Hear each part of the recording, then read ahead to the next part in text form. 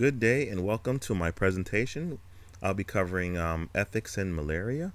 And this topic was covered with the professor's approval. It was something that was very passionate to me, and I felt this was a great platform to share it on. That being said, let's start the presentation.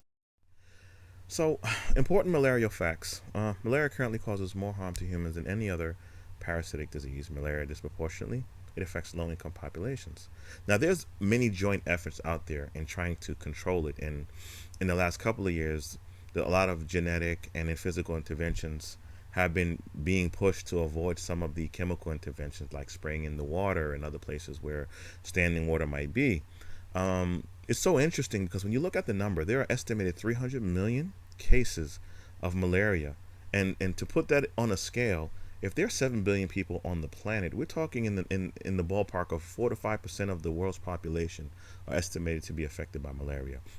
And malaria mosquito research in Africa is over a century old. France and many other nations have constantly been going to Africa for various reasons over the last century. And as a result, you come in contact with different ailments and illnesses.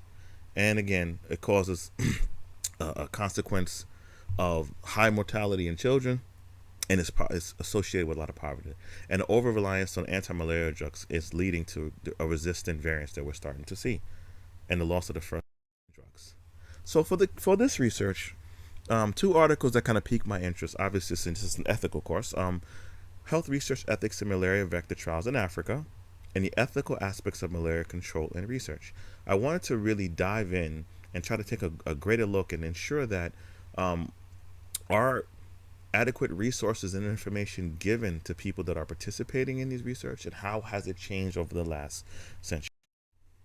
So currently, right now, physical interventions, ITNs, or insecticide treated nets, is a major thing. It becomes part and parcel, part of a package deal when you travel to different parts of Asia, Africa, and even parts of South America where it may be endemic to outbreaks of malaria.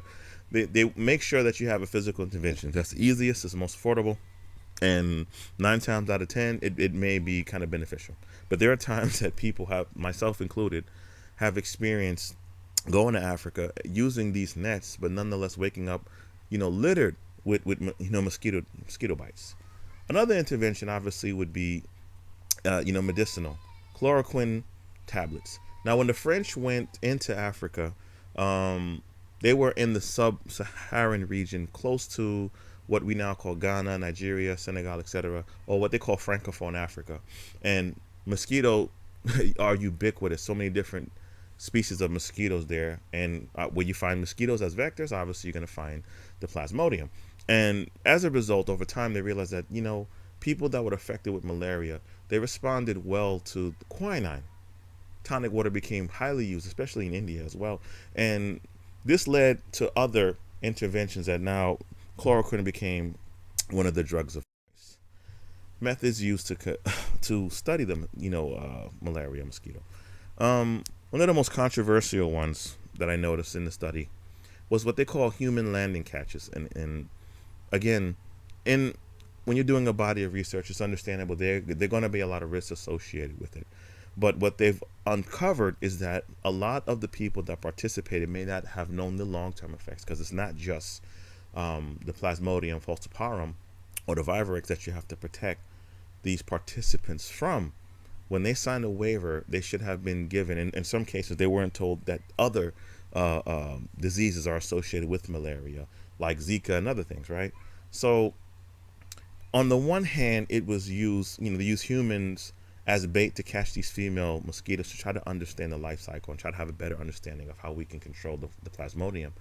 Conversely, genetically modified mosquitoes have become a hot topic within the last 20 years because our gene research has exponentially grown to levels where we can do a lot of things at a point where it doesn't dramatically affect the ecosystem associated with it. Again, when you use chemicals and water and spray, there's a lot of potential carcinogens and other things that may affect the ecosystems associated with these bodies of water and the populations close to it. So when you're introducing mosquitoes that may have a shorter lifespan, it kind of removes the chance of these organisms starting to attack humans, and Once you control the vector, essentially you can control the spread of the disease. In the study, just for a little more background about mosquito control, it's an important component of public health and is connected to many other fields and discipline because it's endemic in poor regions. So the question becomes, well, why should we even care, right?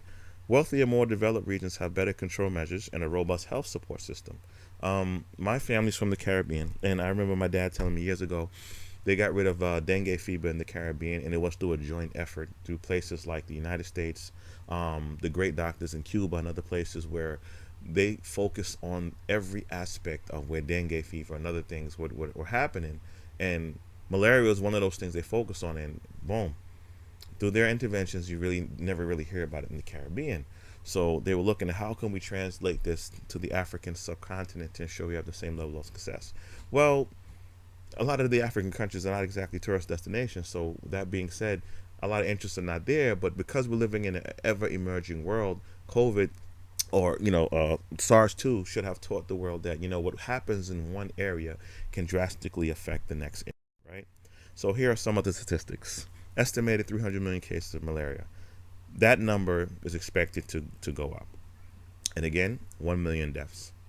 But we're talking about mainly children, which should hit any population. If you're thinking about the next generation, you want to make sure they have their best chances of survival and putting them on a platform where they're able to combat these diseases and many emerging diseases that we may not be familiar with, where a mosquito may also be a vector on. So the current research focuses on different methods of controlling the spread of the infection.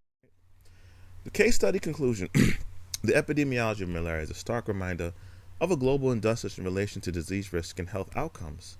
The eradication of malaria is the best way to control the spread. And again, they're looking towards a universal vaccination as a potential method of eradication in conjunction with other methods.